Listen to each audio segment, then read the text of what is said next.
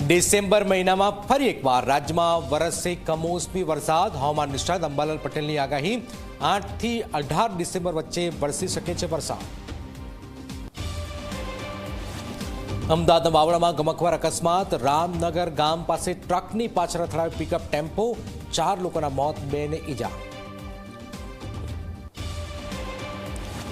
અમદાવાદમાં રેસ્ટોરન્ટમાં જમવા પહોંચેલા ગ્રાહકને થયો કડવો અનુભવ. રોટલીના બાસ્કેટને ખંખેરતા જીવાતો નીકળી બહાર.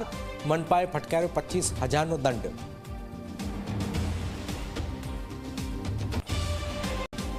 વલસાડમાં ચાલી રહેલી સરકારની ચિંતન શિબિરમાં કોમનવેલ્થ ગેમ્સની કરાઈ ઉત્સાહભેર ઉજવણી.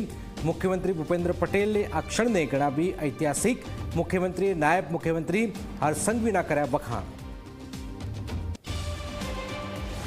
પાલનપુરમાં ધારાસભ્ય જયેશ રાદડિયાએ પાટીદાર યુવાનોને આપી સલાહ. દીકરીઓને પિતાની પાઘડીની ઇજ્જત સાચવવાની અપીલ, તો સમાજના લોકોને બાપ દાદાની જમીન સાચવવાની અપીલ.